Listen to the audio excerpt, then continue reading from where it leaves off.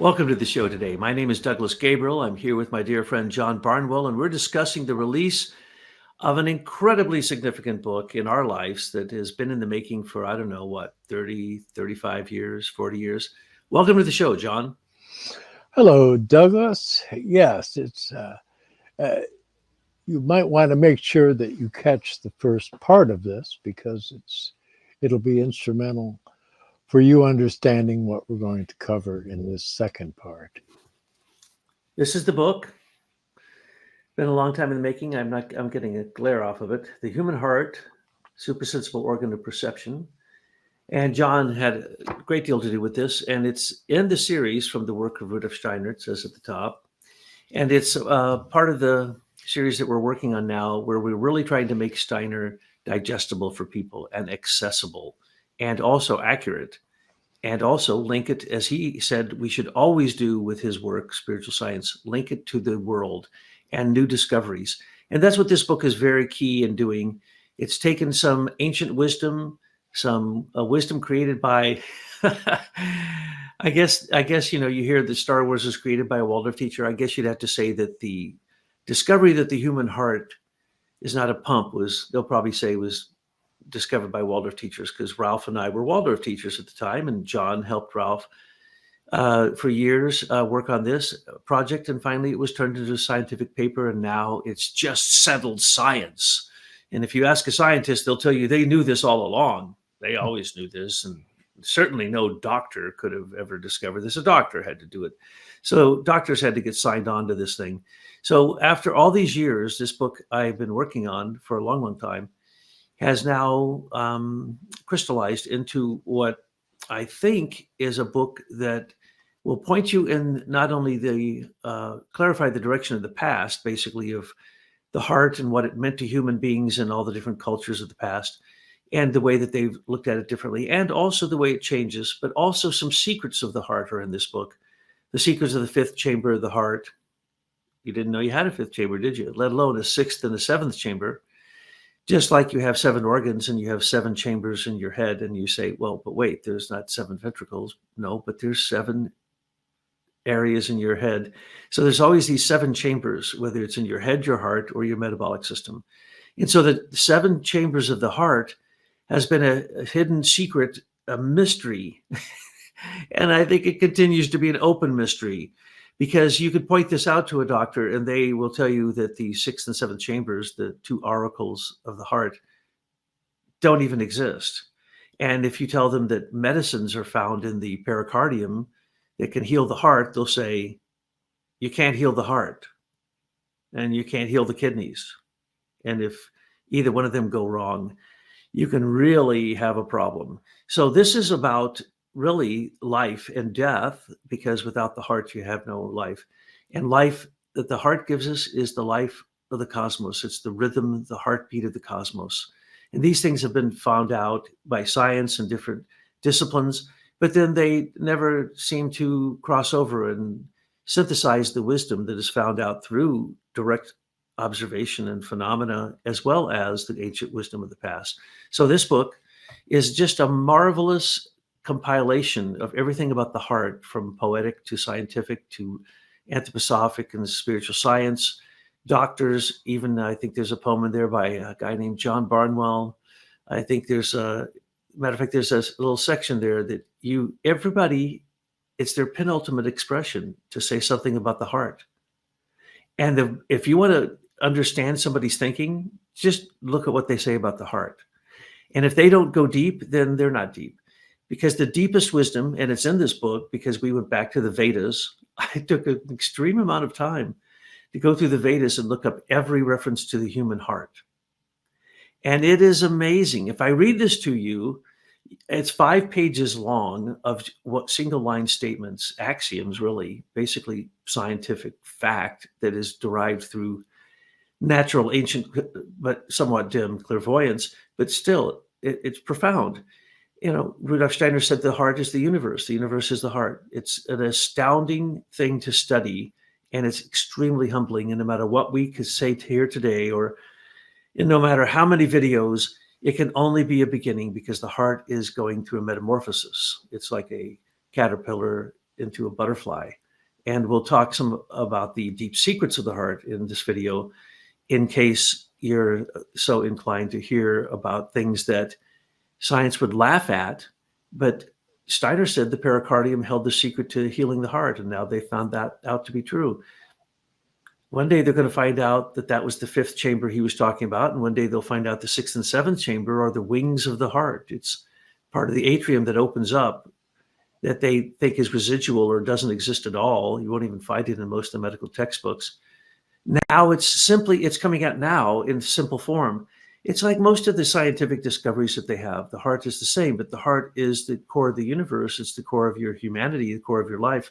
So if you don't understand the heart, it's the a priori assumption you need to have before you can look any further than your own self. And as John and I have said in so many of our videos together, it starts in the heart and it ends in the heart. And it's about the purity of the heart. And that's where morality is found. That's where inspiration is found. That's where the heart is a supersensible organ that can read the outside beyond the five senses and the inside beyond even the 12 senses.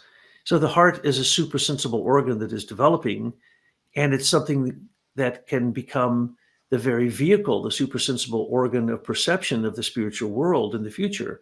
So nothing I can say today, first off, it's going to be hard to shut me up. Second off, what can I possibly say about the heart? Everything about the heart, if it doesn't draw awe, wonder, and reverence when you read about the heart, and not what we say about the heart in this book, just go out, plug in heart, read about it.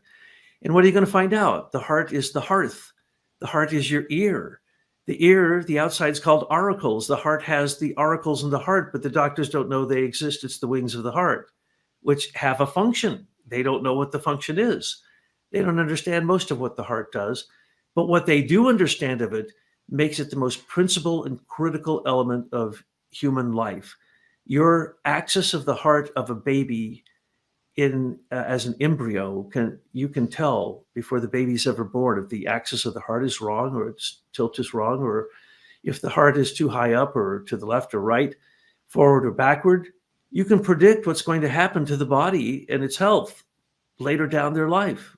Matter of fact, you can study heart rate variability and determine when you're going to die and what you're probably going to die of, simply because they're doing pulse diagnosis that's been around since the time of ancient China. So there's a lot that they don't understand, which is most of what they say they do understand. And then there's all the mysteries. And in this book, we try to pull in all the mysteries, and we haven't yet even begun to scratch the surface of it. Because when they say the jewel in the heart of the lotus, you ever hear that? You know, Om, hail thou jewel in the heart of the lotus, Om Mani Padme Hum. What does that mean? What is the jewel in the heart of the lotus? That goes back to the greatest and deepest secret teachings of the East. And in this book, we reveal what that's about. And it's shocking. It was shocking to me to discover it. And so we put it in here so that people can actually awaken to the many mysteries. And I'm going to be quiet for a minute, let John talk, and then I'm going to read you a list of some of the things addressed in the book so that all my rambling doesn't just go nowhere without telling you what the book's about. Yeah, well, thank you for that. And really, you shouldn't be apprehensive in thinking, well, gee, I'm not a doctor, I'm not a scientist, so there's probably a bunch of things here that I don't really need to know. But actually, when it comes down to studying Rudolf Steiner's work, he really approaches it. It's an education of the heart, and that's the process that's taking place. And all those years working on this with Ralph Marinelli, eventually, as we got toward the end of our work together, and as it was going into being published, the article with all the medical doctors on the masthead, then I said, well, I'll go and I'm going to approach the cosmological aspects of this question. And I put together, and here's an image. There's the heart and lung for you, the way I see it. See, the guy in the front, that's the lungs, and the guy in the back, well, that's the heart. And, but on the back cover, there's this excerpt from Parsifal, the story of the Grail, and it's about Lady Adventure. And it says, "Open to whom? Who can it be? I wish to come to you into your heart. Then you wish for far too little space. How does it matter if in such little space you have not felt the least bit crowded? For I wish now to tell you of marvelous things." Oh, could it be you, Lady Adventure? And so we have it. As you study history of literature and poetry and inspiration and painting and architecture even, you see that there's this common thread that runs through, going all the way back into the ancient world, regarding reverence for the heart. You can go back to the Papyrus of Ani, where it shows that before the goddess Ma'at, the goddess of truth, that the Anubis is weighing the heart on a scale against a feather, and that the heart should not be burdened so that it weighs more than a feather. And that really ties into those 6 attributes that are needed for the development of the 12-petal lotus, the 6 petals of which we are responsible for working on. And that's so often forgotten. And that's why when you talk about it, when clairvoyants or people who think they're psychic talk about the heart, I just have to laugh at them. When you look at the heart, it's so complicated. You can hardly describe it. And the petals, half of them are from the past. And most people haven't developed them. And half are for the future, and they sure haven't developed them. So you're going to get all kinds of different readings coming out of the heart, including frequency readings, whether it's 639 or whether it's anywhere. The ranges go from 0.5 to 500 hertz. All the different vibrations. People will tell you that the Schumann wave is the same as the vibration of the heart, 7.83 or 8. 8 is what the Tibetans say. That's what their Tibetan bowls are all tuned to. So when you're talking about these, you're talking about the same frequencies of the brain. And so heart coherence with the brain, and then if you can, with the metabolic system, can bring you into being an incredibly powerful being. And it's a being of light that people should understand, that their heart, people think, well, why are you saying the heart is like the sun? It doesn't shine. Oh, no, wrong. They've now shown the heart shines a lot, especially across the sinoatrial node, or called the sinus node of the heart, in the atrium. And that's where the sodium potassium mix, as it goes across that diaphanous surface coming into the atrium, determines in the blue, let's call it the blue blood, red blood sides. And by the way, John's book, what is that? The gesture is the red blood, the bard is the blue blood. And what does the bard do? And the bard reflects upon things. Well, that's what the side of your heart that handles the blue blood does. It reflects upon what comes back from the body, from all the metals and chemicals and salt in the body. As a matter of fact, I promised I'd tell you a lot of secrets. Here's one of the secrets. Steiner said your I am is in the blood, and that it can be immediately determined by a doctor if your I am is incarnating properly by looking at how much silica is in the blood. And then your willpower, that's how they determine your I am. But how do they determine the willpower in your blood? They can determine that by simply looking at your hemoglobin count, or how your blood handles iron. And iron creates the oxidation through your body. The slow burning process of the body is determined by the heart. And so the ancients would say, matter of fact, I've studied these things. There's a POA practices you can do where you can turn that node off. And they call it, matter of fact, here's what they say. They say that the thumbnail of your thumb is how big your sign, the flame is in your heart. And that flame in your heart is basically reading an interaction between the lungs and the heart, particularly the blue blood side of the heart that's reading the blood coming back from the body. And so it goes across these nodes. And these nodes then, once they build up a charge, release what's called the His process, HISS, which causes an electrical shock to go down from the atrium into the ventricle and causes it to collapse, to contract like a muscle. And that's what the heart does. It stops the flow of blood for a moment, analyzes it, determines how much blood to send out after it analyzes the blood that's returning, sends it to the oxygen, oxygenates it, sends it to the red blood side of the heart, and then sends it out through the whole body. And it is the call for oxygen in the arteries that helps the flow, as well as the normal flow of all liquids. Now we have found out through Gerald Pollack's work that's how the blood flows to begin with, before the heart even is formed. But it's sucked out to the area that needs the oxygen. And then once it gets carbon dioxide and waste in it, it becomes a different charge. And it is basically, through the capillary dynamics, sucked back to the blue blood part of the heart. And it reads it. And it says, well, does it need more oxygen? Does it need more minerals? Does it need, and it works with the kidneys. And the kidney says, does it need more of this or that, out of all the different chemical exchanges that the kidney does as it's reading, particularly the salts in the body.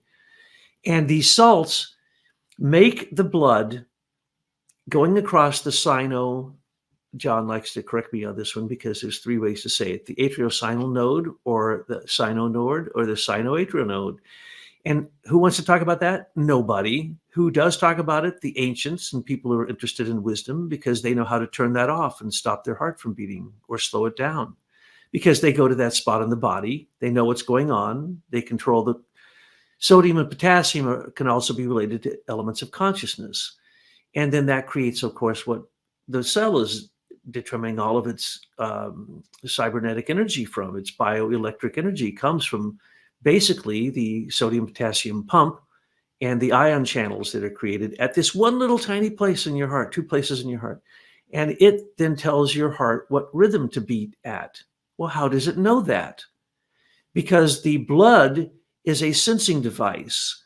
So when we say the human heart, we also mean the human heart in circulation is a supersensible device. Imagine your heart is not in just your chest. It's everywhere that your blood goes. That's your heart.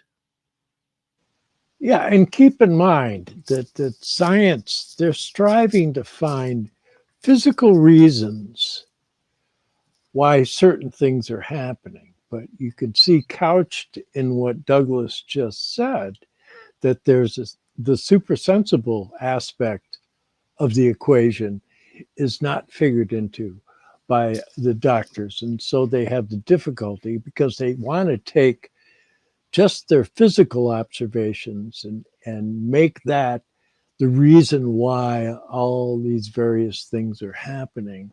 They don't have a concept of the astral or the etheric or the ego or any of these things that Rudolf Steiner points to as being responsible for the movement of the blood. He says straight up, he says that it's the astral and the ego that moves the blood. And so what are you supposed to do with that if you're just a materialistic scientist? All you can do is measure the activity that results from that, but you can't find a way to develop an excuse for a physical reason why that it's occurring. And so there's a really difficult transition for many people that want to work with scientific, abstract, brain-bound sensory thinking. That's like becomes like a cage in which you filter everything. And that's why, like when Douglas was with the doctors with the Doppler device, and he's describing the sounds that he's hearing, and then finally they opened up because he was able to help them pierce the veil of the filters that they've developed through years of study of all these abstractions and papers and you know, it's endless, the amount of things that the mind gets congested with, to where you're no longer observing the world, right? You're actually abstracting from the world a version of your ideas about the world.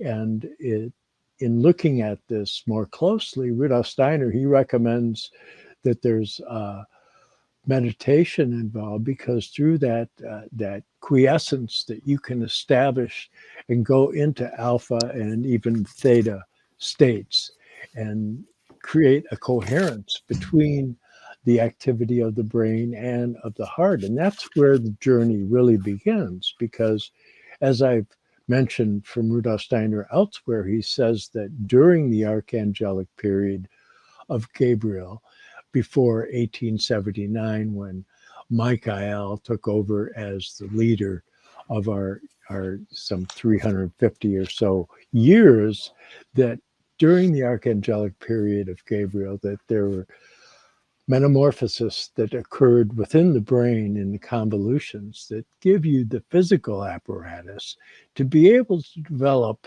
the Michaelic principle within the realm of thought. But it's up to the individual to develop it. They're not going to do it for you like they did so many times in the past for other faculties of clairvoyance and all that we had in the past. That was because of divine spiritual beings intervening on our behalf and giving us that modality of perception. This new modality of perception is due to people taking up the challenge of being able to develop their supersensible activity of the moral imagination, moral inspiration, and moral intuition to be able to develop this relationship so that you utilize that new convolution in the frontal lobes of the brain that Rudolf Steiner talked about coming from Gabriel, that we have the archangelic period of Michael to take advantage of that. And he says if mankind does not utilize what has come from that it will atrophy. Yes, we must change. We're constant change. We are a burning flame, and we need to keep the flame a slow burning flame, not too hot, not too cold. And that's what the blue blood and red blood does. It basically is, the heart is the balance between that. And so you extend all the way out to where your blood vessels are. So if you were to take your body and start moving around like a dancer, waving your arms and your legs, moving them around, what would you make? A globe. And if you kept moving in that globe space, you would basically be warming it with the warmth from your heart. And then the question would be, where did you get the warmth from your heart? So I was just explaining that. And yet the explanation that two alkali metals going across a diaphanous sensitive surface, it creates a toroidal field in the heart that can produce that much energy is silly unless you understand magnetohydrodynamic generators, which are plasma generators, cold plasma generators that take liquid gaseous substances, which are impregnated with metals, that's what your blood is, send it across a magnetic field at a right angle, and you create energy. Well, that's exactly what the atriosynode is.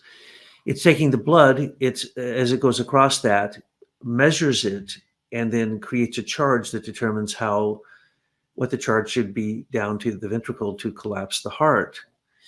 Now, then on the other side is the reverse process of spinning the heart as a vortex out into the arterial blood, the red blood. So these secrets are so profound. We could get lost in any one of these. You can't believe it. Every time John talks, I go, oh, Lord, there's 10 different topics I'd have to address if I was to jump on that and expand that. But here's what I want you to understand. This is what's in this book.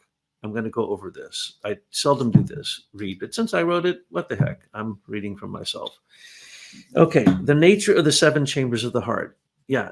Science only recognizes 4 of those, even though now the pericardium, the 5th, is giving them the greatest innovations in heart medicine that they've ever had. Wait till they understand the 6th and 7th chambers. The connection between the heart and brain coherence. The heart is about 8 hertz. When you're 8 hertz in the brain, you're in alpha and theta, right in between them. And then you can go from there. So if you get a heart-brain coherence, you start to become a super being connected to the super world, the spiritual world. The etherization of the blood through the frontal spinal column. Oh, heavens, I forgot to bring up my Rui stone. Throughout all the East, they have Rui stones as soon as you go in, right next to the ancestral scroll, which is usually in a box. And if you say, what's that? It's this thing. And there's a million forms of them. And what it is it's a stone for the heart, a stone for the throat, a stone for the third eye. And usually something is up here. And it can be metal, it can be plastic, it can be wood. Ask anybody. They don't know what it is. That's the frontal spinal column. Okay? That only develops once you have your back spinal column and your lower chakras settled and tamed. Otherwise, you can't do this. You don't have the capacity to do it. But if you can do it, then you have this Rui stone. Why is it called a stone?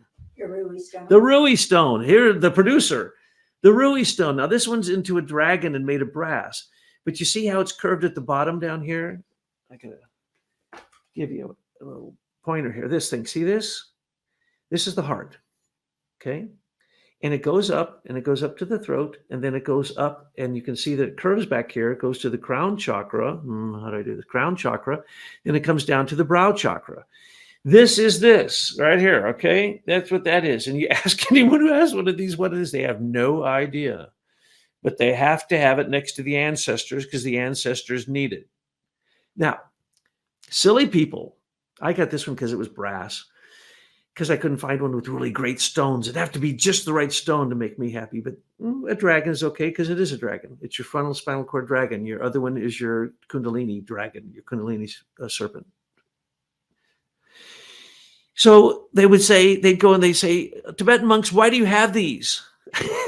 Because they'd see the monk taking this and going like this on their back. They called them back scratchers. This is the future of your heart right here, if you understand what it is. I know that sounds a little crazy, but I'm going to explain this to you. Right now, your heart is limited by what? Forward, backward, left, right, up, down. You'd all have to agree, right? Your consciousness. Let's say you go to right now. Your I am can go anywhere you want, but your heart right now. Take your I am to your heart. Bing, you're in your heart. What do you have in your heart? You can go forward, you can go backward, left, right, up, down, right? There it is. Steiner says that's a stone. You could take all the might of the mystics and crash down on that stone and it would not break it. And that's, by the way, the sword in the stone.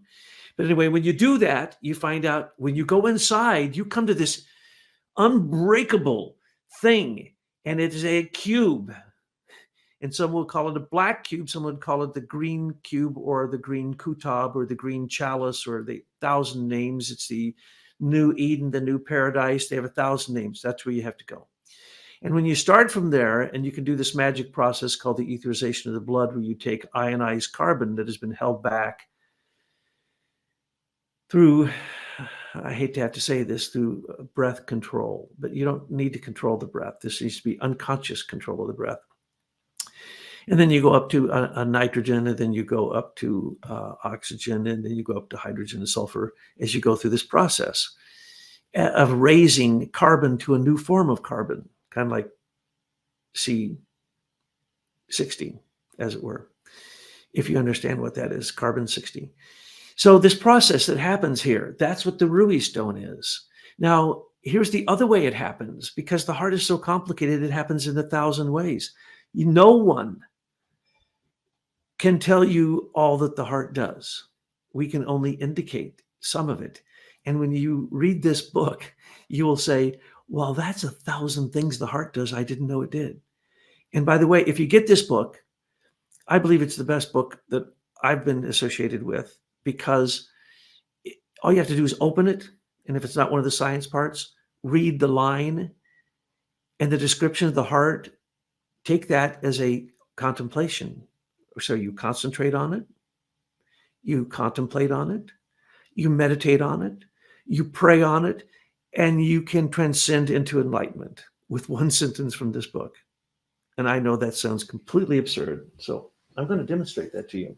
So I'm going to back up from what I just said and read you from the Veda. I went through the whole Vedas, all of them I could get a hold of, and got every reference to the heart. And here's what it says. The ancients knew this about the heart. The heart is able to see what is denied to the physical eye. Rudolf Steiner says the heart rises up, becomes the etheric heart, rises up here and becomes like the old eye that we had on Atlantis that could read warmth. And through warmth, they were able to understand everything. The heart is all about warmth. It's about that energy I described. The ancients knew that. The heart is the one through which we come in touch with the gods, not the brain. And for materialists, I'll just add, not for your hedonistic debauchery either, not for the 7 deadly sins. The heart enables a human to penetrate into deep secrets and mysteries, unlimited. And it doesn't just mean the secrets of the heart or the blood and circulation or the lungs or the organs or the 7 chambers. No, all mysteries can be resolved through the heart. It is in or by the heart that visions are fashioned into words. That would really upset all the philosophers of modern time, that the heart takes images, visions, and fashions them into words. That's what Rudolf Steiner says. Okay, so every single thing in here agrees with what Rudolf Steiner says about the heart, and it's 5 pages long. Visions undergone in the heart are explicitly described as a purification or clarification. Take that one part of a sentence and meditate on that, and it will blow your mind. Okay? Every one of these will blow your mind. Okay? It blew my mind. I haven't come back yet. Okay? You start talking about the heart, I start jumping up and down and saying, heart doctors don't know anything about the heart. You know that, right? First thing I'll say. And the second thing I'll say is, did you know the heart is a cube right now? You can go forward, backward, up or down, left, right. But in the future, those 6 surfaces, which limit us now, which is like a hard rock. And yes, people got really upset when I said this one time because they said, well, that's what the cube of the Islamic faith is a black cube. Yeah, well, that's what the Borg cube is too, right? Okay, yeah, anybody can get this wisdom. You see the cube everywhere. The first, Steve Jobs' first computer was a black cube, okay? We created a thing called the cube, which is an oscillator as a broadcaster and receiver. And it broadcasts the whole world over using nothing but a natural substance to do it. So, and what did I do with that one? I used 3 Tesla patents and fashioned it after the human heart. And bingo, it worked. How did I know it was going to work? I didn't know it was going to work. I just used ancient principles. This is filled with ancient principles from all religions and cultures, all the way back to the beginning of written time, all the way forward, and goes way beyond what the doctors will tell you. And in it, we go over the 7 chambers of the heart-brain coherence, etherization of the blood, the axis of the heart in utero as an adult. Looking at the axis of your heart, that's what I would do when I was a clairvoyant. I'd look at the heart, and it told me everything. And the box around the heart, which is probably on this list, that's where you keep your karma. Steiner said your karma is in a box, a treasure box in your heart. The first thing in all ancient Indian religions is there was a meteorite fell to the earth that was a golden box. And when you opened it, there was the begging bowl of Buddha, a stupa, and the Prajnaparamita, in other words, the female goddess of wisdom, her book. So that's the heart, the head, the heart, and the will. So all the religions go back to this. Literally, I don't know a religion that doesn't go back to the threefold nature of the heart, okay? And you can predict your heart rate variability and determine longevity and illnesses that you'll have. The electric nature of the heart and its torus field of energy, which we describe both in the Gospel of Sophia and here, especially volume 2 of Gospel of Sophia, where we get into the etherization of the blood and exactly what happens and the chemicals involved and the electrical conductivity that's involved, the biochemistry that's involved. Basically, Steiner says if you don't learn how to warm up your thoughts, you're just not going to properly evolve. So if you don't have warmed up thoughts, if you just are stuck in your head with materialism, you're not going to get anywhere. The secret box in the heart that records karma from one life to another. that sounds like a sci-fi movie. It's not. Go back in all the ancient records and it will verify what I'm reading is what I have derived from Steiner and modern research in the work that I did with John and Ralph and others, and simply basically connected it to Steiner's work, Ancient, which is basically a synthesis of all ancient teachings. So this goes on for 2 pages, a list of what's in this book. I can't begin to tell you, but any one of these, unfortunately for you, if you come to my house and visit me, you mention one of these, I'll go off for a couple hours and just talk like crazy and throw all kinds of things at you that you'll just go, what does any of that mean? It means your life. I'm going to tell you one more story before I let John say something. It's terrible I do this. I had a few heart attacks, right? And my kidneys failed. And because people prayed for me, and one day I got nothing but gratitude. I became pure gratitude. I was grateful for everything. I was grateful for my mustache hairs and my teeth and my nose and everything. Not just that I was still alive or I'd live one more day. It had nothing to do with it. I got totally filled with gratitude, and that filled me with love. And bingo, a few days later, my heart healed itself. My kidneys healed itself after being on dialysis. If you know anything about that, that happens in about 1% of cases. For instance, when the heart attacks happened with myocarditis, where they looked at the fluid in the pericardium, and they found the exosomes and the enzymes and the new chemicals they'd never seen before, created by the body, were in there, they could heal the heart. That's what happened to me. Maybe it's because I had just written a book saying that could happen. I don't know. And I think it was just the love of people sending me lots of prayers, because I didn't do anything to change it. And they both just healed themselves. And the doctors just get mad at me. One is really happy, my kidney doctor, because she's never seen anyone come off dialysis. My heart doctor is mad at me because I didn't have to have my defibrillator or my heart pacemaker or a wireless heart pacemaker or any of those things put into me, though I had all kinds of devices on me. The point is love, gratitude, thankfulness. Where's that happen? In the heart. Purity, honesty, beauty, and even wisdom really happens in the heart. And so these extracts from Novalis and Goethe and Steiner and John Barnwell and all these great wise people, you only need one of them to meditate on to reach enlightenment. And once you reach enlightenment, that's only the beginning. Then you have to go through initiation. And as far as I know, right now, Rudolf Steiner said there is the path of the Waldorf teacher for initiation, the path of studying the Christmas Foundation stone meditation, and others insinuate growing a garden. I suggest studying the heart is really the trick. If you study the heart, you will become initiated.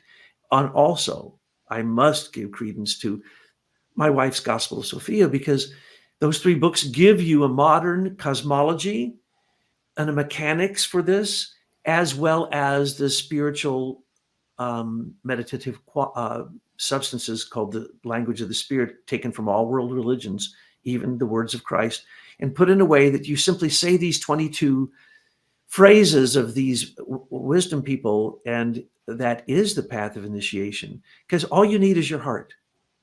And your heart tells you the heartbeat of the universe. Really, what more could you need? Your heart is your master, one could say. Yes. Yeah. Douglas tends to get worked up when we talk about the heart, which is a good thing, because, and I can't stress it enough, he had terminal heart disease. They told him there wasn't anything else they could do, and he was on kidney dialysis, and they were all predicting his demise, that he was going to cross the threshold. And it was a big deal for him just to walk down to the mailbox. And now he's running around spry like he was when he was running with us with the Romantic Futurists and the Manas Club and all of that. So love has healing on its wings, they say, and the the image of the Sufi order in the West that was started by Hazrat Inayat Khan and continued by his son, our friend Pir Vilayat Khan. It's a heart with wings. And they used to have these nice T-shirts that showed that. And so if you want to get close to some of the things we're discussing, embedded within this book is a short article by Ruth Hertel, which is really, really wonderful. It's on page 88. And it's a study of the formation of a new etheric heart organ in the light of the present Michaelic mystery culture. And within that article, she summarizes a great deal of what Rudolf Steiner had to say about the significance of the heart as viewed from the world of anthroposophy or spiritual science. And so we're crossing a threshold here in our thinking. And part of this process, and in fact, Rudolf Steiner did indicate that there would be people that would develop heart conditions because of having the experience of the etheric body loosening itself from the physical body.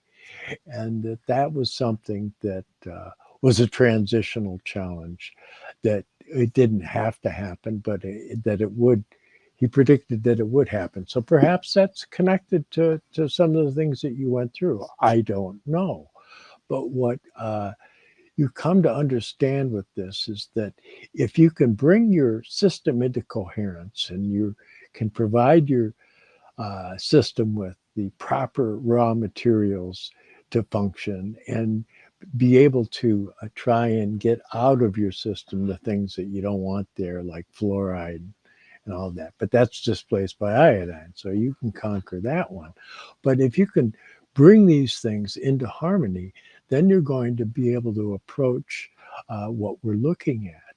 And it's not known to most people, but there's kind of a exchange going on between two schools of thought within physics. And one school of thought is equations derived from Maxwell, okay? And then there's the studies that were done by Gauss. And it's that doesn't mean anything to most people. But basically, you could say that the Gauss model of physics ties into Kepler's model of our solar system. And within Kepler, he did it with geometry. He did it with interpenetrating platonic solids, the geometrical forms,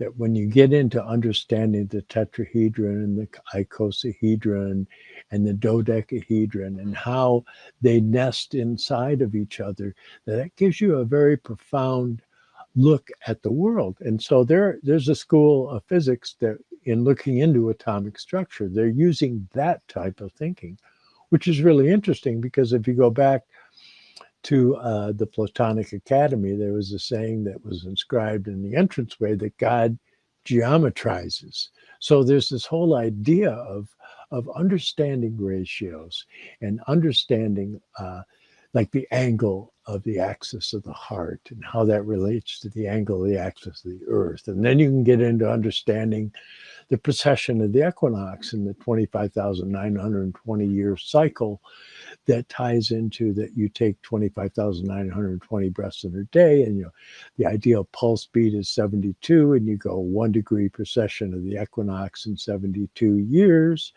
and that what they say in the Bible, even it says that 70 years is the measure of a number of a man, so that there's these cosmic numbers that are present within you that are actually like you'll get astronomers will say, well, it's not exactly 25,920. Well, that's because it's a little bit out of kilter, because the cosmic number that it's striving to come into coherence with is that 25,920. And so these are things that we're going to explore in later episodes with more depth. But just to let you know that there's no end to the manner in which you can look into this and see the way in which the heart plays into your model of the universe. Because Rudolf Steiner said, if you want to understand the universe, look at the heart. If you want to understand the heart, look at the universe. Well, you brought up geometry. Don't quite know how to say this, but let's just say that when clairvoyants go into the spiritual world, they see the geometry structure of it because it's all connected, and it's all connected through beautiful harmonic geometry. And so the heart, being a cube, is what it is now, and it's the limits that we think we have. As you go inside, you'll hit that cube, and you can't break it. He calls it the unbreakable stone. But if you go outward, okay, whether you go forward, let's say we go up and we go out, and you notice the whole cube expands, doesn't it? Okay, I'm going to go beyond the earth, and I'm going to go to the sun, and I'm going to go to the solar system, and now I'm going to go to the heliosphere of the sun, which John pointed out. We live within the sun, really. That we live within the sun. That's the reality. And now I'm going to go to the galactic center where there's a supermassive black hole. And look, there's no limit. Now I'm going to go to other galaxies. How can I do that?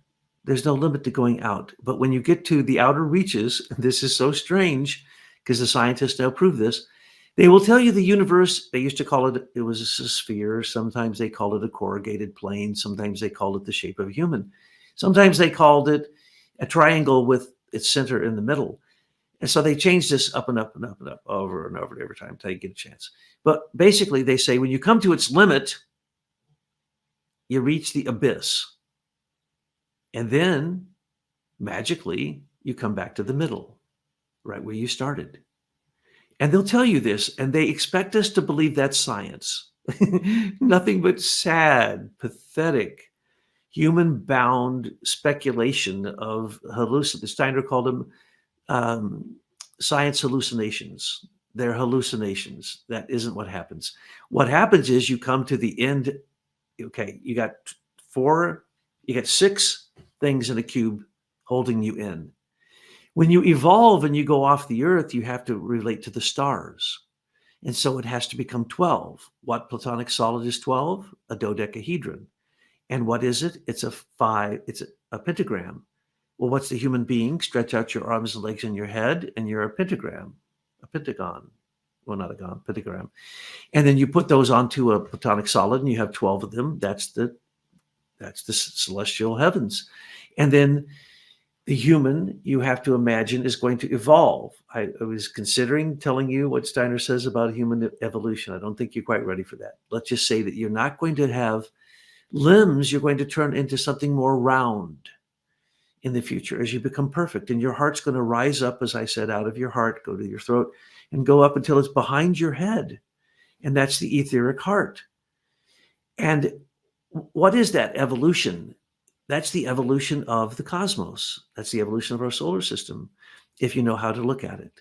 And so the heart has the secret that it's going to evolve from a cube into a dodecahedron because it is going from an earthly human into a cosmic human. And this is now being shown by people who are studying polyhedrons and all the different types, and they've related it to all the elements in the table and its atomic weight and its number. And now they've created things like boron 40 and boron 20 and boron 30 and C40 and C60 and C80, 70, 80, and 90. And these are structures that are created that are geometric, that are perfectly natural. And so substances form that way. Well, that's it's valence. It's the chemical ether, the sound ether, the ether that's called the harmony of the spheres, or basically the influence of the planets, the influence of the 7 planets, with the sun being at the center. And so you can find all of these secrets in the heart, but you have to imagine the heart is going to change over time, over long, long periods of time. For instance, when they send someone into space, the heart goes up in their cavity. It'll kill them if they stay out there too long. Okay, they'll call that gravity. Well, we're Earth humans, okay? We're not supposed to be out in space until we're prepared to be there. So if you start to do these things, of course, the heart is going to change, but it changes that fast. That's the point. The heart has the ability to adapt and change in every situation as a supersensible organ. But now what's another key factor, there's so many things we could discuss with this. but John, I think, pointed this out at some point, that in here, I believe I have the human heart, the lecture by Rudolf Steiner, and the human ear. And if you look at them closely, you'll see they're quite similar. But the human heart says that the child starts off above their head. They're in the spiritual world. And if you're a clairvoyant, you can see this. And they slowly descend down the head, into the head, to the throat, and down to their heart. And when they finally get down to their heart, they replace the heart that they were given by their mom and dad, their hereditary heart, and they start to build their own heart. And what do you build it with? You build it with moral images. You build it with healthy routines, and you build it with truth. That's what a Waldorf teacher does. And so if you want to be a Waldorf teacher and understand this process of initiation after you become enlightened by reading a couple lines from this book and thinking about it, I had to think about some of these 40 years. But finally, when you finally get what is being said, you go, oh my heavens, that explains everything. And it actually does. For instance, heart coherence with another person. How do they communicate? If your heart's in coherence with your brain, you're automatically clairvoyant with anyone in your environment within a number of feet. If they have a coherent heart and head, and if they have a coherent will, and you both do, that's when you can have direct clairvoyant communication. And that's the way a psychic does it. That's the way I did it. And that's the way every psychic I've ever met does it. They look at those three toroidal fields, they enter into them, and they speak to you. And they give you images, and they give you sounds, and they give you music. And sometimes you get literally the word of the divine telling you what you might be able to do or to say to help this person. And that basically is initiation. So you can become enlightened, but then you have to go through initiation, and your heart's going to change every step of the way. As Rudolf Steiner says, if you want to take a step in spiritual development, you have to take 3 in moral development. Yes, and those of you might find a little confusing. When Rudolf Steiner talks about a box, he doesn't mean like if you went and you did an autopsy and you dug around, you're going to find this little box in there. It's essentially a supersensible nexus point, and that's the nexus point of your personal karma and your relationship to this whole process, which being a cube is very interesting too, because we keep talking about the 12-petal lotus of the heart and the 12 signs of the zodiac. Well, there's 12 edges on a cube.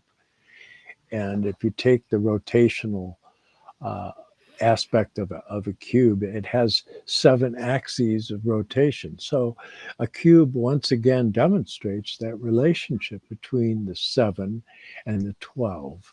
And that's a real key thing to be able to understand. And then when you get into the zodiac itself, and you have that whole idea of the 7 and the 5, and he talks about that. I explore some of that in my work, but I don't want to go too far afield, because it's very important that you avail yourself of all of the insights and wisdom that's contained in this wonderful book by Dr. Douglas Gabriel. But I just wanted to share with you briefly this statement from my book, The Arcana of the Grail Angel. Just as love is felt as a heart force, so conscience is the action of this heart force resonating in harmony with the life of thought. This is the still small voice spoken of in the Gospel of St. John, a golden seed planted from above that must be nourished. And so the acts of will that freely arise through this heart force or negate it will determine the totality of your character and, as a result, your future life and being. For if you lack conscience, you are not yet truly human, not yet truly living, but only sleeping with an illusory dream of life. Within this dream, you are but merely a shadow of life, waiting for humanness to arise, needlessly creating more pain and suffering for others in oneself. There are those that may never find this. Be kind to them so that they may find a way through their self-created cold world of darkness to the heart force of warmth and light of which I speak. I've pondered this my whole life, and am convinced that this is really all one needs to know in order to find a sure path to true wholeness as a truly human being. That's so true. And you mentioned conscience, which is your kidneys. In the Greek times, the Furies chased you if you did something wrong. That's your conscience. It became internalized. It became the Orestes. And it's your kidney, because your kidney controls the pressure of your blood. And when your pressure goes up, the heart reacts. So they're directly connected, heart and reins as in reins, like reins on a horse that can rein it in. But surprised as I always am, I go back and I read the ancient wisdom and I say, what are they talking about? The box and the heart. What is Steiner talking about? You know how long it took me to find out that there are 6, they call them organs, but they're not. They're not really an organ. They're just simply like a fascia around the heart that create a cube. And they're called the mediastinum. And you ask a doctor, what does the mediastinum do around the heart? They don't even know it exists. It's the cube that holds the heart that allows it to spin inside of this cube. And so when Steiner said there's a cube around the heart, he wasn't kidding. And so I take these things quite literal, go and I look, and then I find out it is true. And the scientists have never once read the words of the ancients, because then they just look, because all they had to do was look. I mean, they will acknowledge there's a mediastinum and there's 6 of them and they create a cube around the heart. But will they acknowledge that the kidneys create that inner voice John just described called your conscience, which some say, I forget, I think it's Novalis who says conscience is God's voice on earth. And also others say conscience is God on earth. And it's speaking to you from your kidneys, according to the ancients. And that's the pressure of your blood. So your blood, again, is the supersensible organ that tells you about your own morality. So these things are not metaphors. They're not analogies. These are realities. But as John pointed out from the beginning, just because the scientists can find the pericardium exome, it doesn't mean they understand it, or they understand its mechanism, or they understand how it got there, because the astral body and the I, or the I am, are invisible, but they create pressure on the etheric and the physical. And at night, you're out of your body with your astral and your ego, your I am, and your body has to renew itself, because in the daytime, we're actually crushing, we are chewing up our life body. And if it wasn't for the etheric body, we wouldn't have any life. And then ask a scientist about a life body. What is life body? Life body is what I told good old Ralph Marinelli. I'm not going to punch you in the arm, but you have to discover levity. That's the life body. That's the ether body. 2 parts of the ether are levity, 2 parts are gravity. Once that's understood, they'll notice that it's the same function of the heart. So it all comes back to the heart. So now, if you have a question, someone asks a question, just say it all comes back to the heart, and you will be correct. Well, yeah, I mean, and there's some subtle artistic ways you can get into it, because you have your red blood, and if you get into what Rudolf Steiner talks about with the previous conditions of the Earth, that an old moon, he said that formerly the fluid in mankind was green, and when the astral began to assert itself, it became red. And he says, and it's in this book, you can read it, he says that the same force that causes the plants to grow towards the center of the earth, the green force, is the force that causes us to rise up, which is that magenta. Okay, green is the complementary color of magenta. If you stare at something green and look on a white surface, you will see magenta.